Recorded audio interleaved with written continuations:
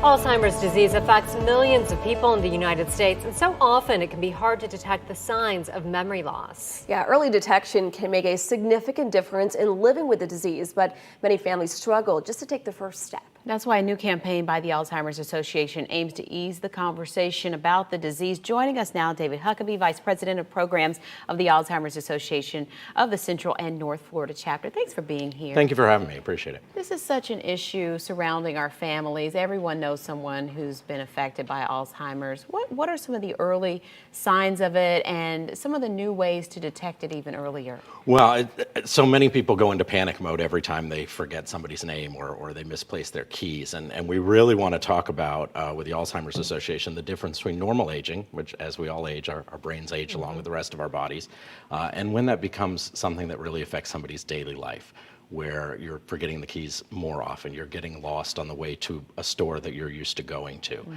you're forgetting people's names in your family. And that's why we know those conversations start around the kitchen table, and the family is the first one to notice it, but can be a very difficult conversation to have. So we at the Alzheimer's Association want to do whatever we can to ease that conversation and help families have that talk.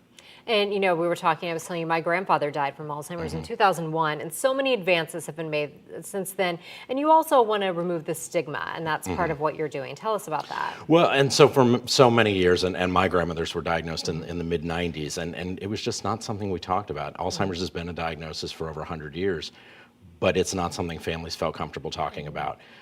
And the truth is, the earlier we can get a diagnosis, the earlier we can get people into effective treatment, into clinical trials for new drugs that are on the horizon and new therapies, the better the person's quality of life is going to be, and the better their chances for a longer period of time without severe symptoms.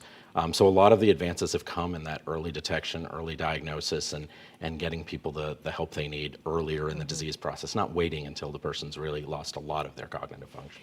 Do you think sometimes people maybe delay going to the doctor because they're afraid of the diagnosis? What would you say to somebody who is dealing with that right now? It's a very reasonable fear, first of all. I mean, we're talking about a fatal disease. There's no sort of way to soft sell that, that does not have an effective cure or prevention at this point. But what we really try to stress for people is they're not alone. There are millions of Americans, unfortunately, going through this. There are many people out there trained in Alzheimer's care and the issues that people are facing, even in the very early stages. And again, the earlier we have those conversations, the more the person with the disease is able to participate in their decision-making process, make plans for themselves. We work with a woman in the Central Florida area who got her diagnosis in her mid-50s, which is devastating. But she sat her family down and said, I'm going to go on a cruise because I don't know how long I'm going to be able to enjoy this.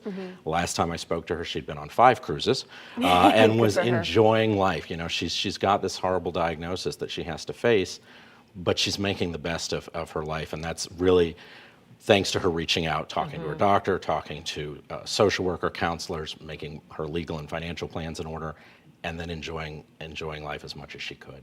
And the Alzheimer's Association has a new national survey. And what did you guys find from that?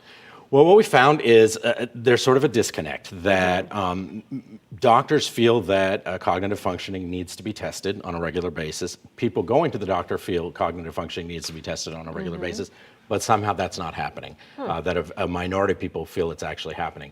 So we're working really hard on both sides of that at the Alzheimer's Association to make sure doctors are aware of how important this is, and that's something we've been doing for years. And then with this new ad campaign, really working to make families more comfortable to go to their doctor and ask the right questions. And we have a lot of resources on our website and through our helpline that can provide those questions and those conversation starters to help people do that. And what are those right questions? So it's more noting what symptoms are happening, being honest, and then asking the doctor, what tests are you doing? Have you done a memory screening, and what do you recommend beyond that?